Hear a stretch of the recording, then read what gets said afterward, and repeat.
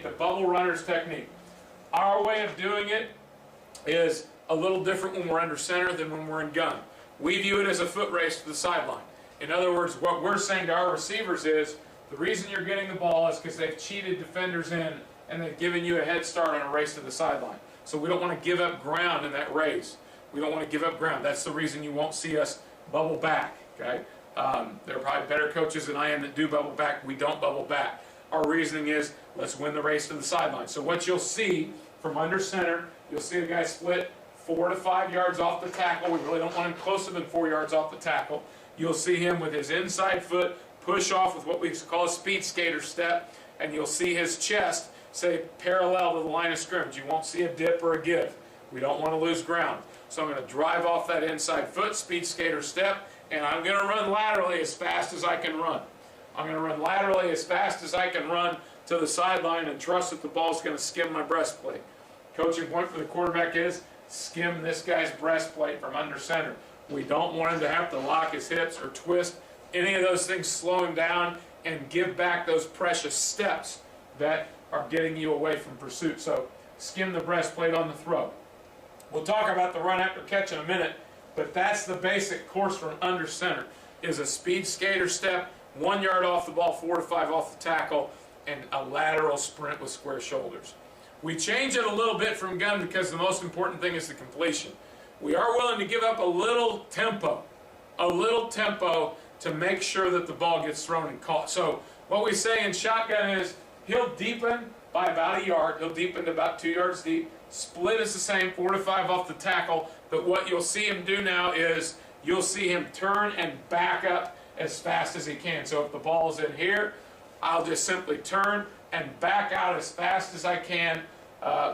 Again, trying to maintain our separation. We do lose a little bit of the tempo for sure, but what we've given our quarterback now is a much more comfortable angle and a much more comfortable target line. We found that when we were speed skater stepping and the quarterback was having to throw from this angle, it became a lot trickier. We had more incomplete bubbles, which is just not something we're going to live with at all. And so we'll take the completion in that case. Quarterback's target in that example would be upfield shoulder. Upfield shoulder to kind of lead him into his run after catch path. So that's how we teach the bubble part of it. We'll talk about his relationship to the blockers in just a moment. The other thing I think is really important is how we teach our receivers their departures in terms of the block. We call this a rendezvous block because the hardest job on this play by far are the perimeter blockers, no question about it. And so in this case especially, we want to get away from the idea of reacting to a defender because things happen so fast and we're generally going to lose those reactions. We're reacting a lot of times against a better athlete, to be honest, who's initiating forward momentum against us. So what we want to say to them is we want to choose the ground of battle and put our bodies in position to do what we have to do and make them come to us. And so the way we do that is we teach a rendezvous point. So what we say to them is, if I'm a receiver, I'm going to identify the guy that I'm probably going to block. In the case of the outside receiver, he's always blocking the corner, always. Okay. In the case of the next receiver inside, if we have one, or the next two receivers inside, they are identifying the next most dangerous to the bubble. And so there has to be an understanding, hey, the bubble's getting caught out here and we're trying to run it to the sideline, obviously.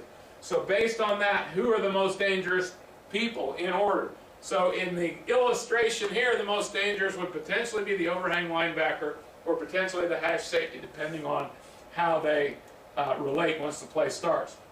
In any case, whoever I've identified as the most dangerous, I, in my mind, am going to imagine the path that he's going to have to take to make the tackle.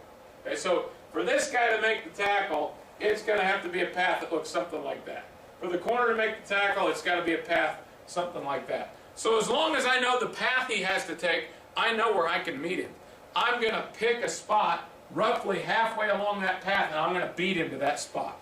I'm going to sprint to that spot aggressively, and once I get to that spot, which we call the rendezvous point, once I sprint to that spot, now I can settle my hips, get myself in position, get my chin out of the block, and be in position to deliver the block rather than having to react to him. I've established where the fight's going to happen rather than him establishing it for me and me reacting, which puts me in better body position.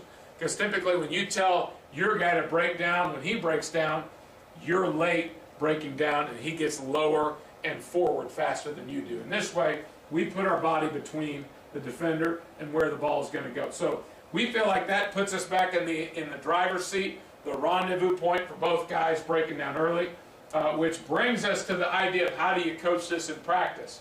Because the number one problem we've experienced is, even in a place that two platoons and has a lot of numbers, is we don't get the looks out of our scouts that are conducive to executing this play on game night. We need our scouts to be a lot more aggressive than they really want to be, because most of your scouts are younger guys, less developed bodies. They're just trying to physically survive against bigger, stronger, older kids, and so they're passive. They're self-protective.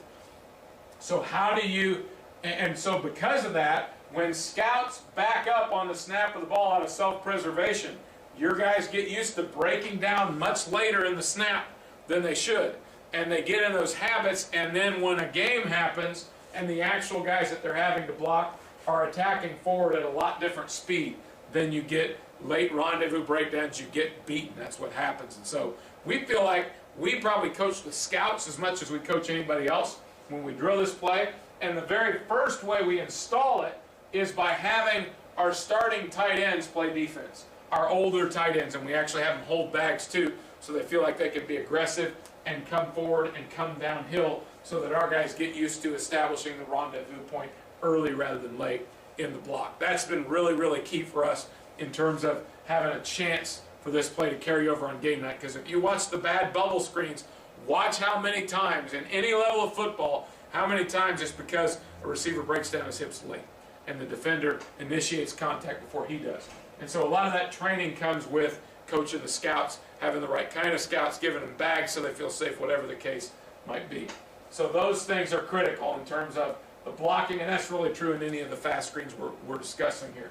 Now, as far as the bubble course, one of the big things that you have to fight is the bubble wanting to turn it up too early.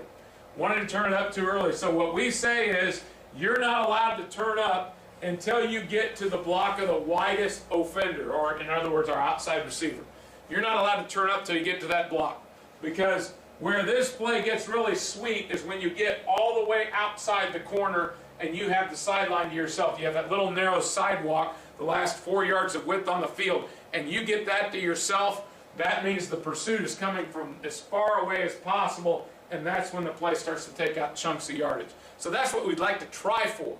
That's what we'd like to try for. That's why we want to put our butt outside his butt on this rendezvous block, if we can. But a lot of times receivers just kind of take the first daylight they see, and a lot of times there's false daylight inside that first block. So stretch it. Stretch it all the way to the cheeks of your widest blocker. And if his butt is turned inside out, then you can make a vertical cut, but you've stretched the field. If you make that cut without stretching the field, pursuit has a better chance to get you. But you run to where your receiver's cheeks are. If his cheeks are outside in, then you get to take the sideline. If his cheeks are inside out, then you stretch him, and then press it up in late. And at that point, you're looking to get 4 yards. You're looking to drop your shoulders and get 4 yards.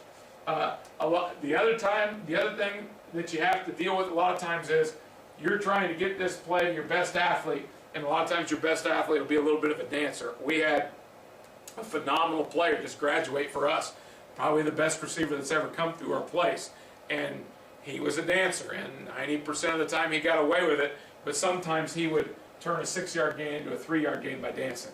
There comes a point, especially if you have to hit it inside the widest blocker, that the deal becomes drop your shoulder, run your legs, fall forward, and get me 4 yards. Sometimes that's part of the deal. So that's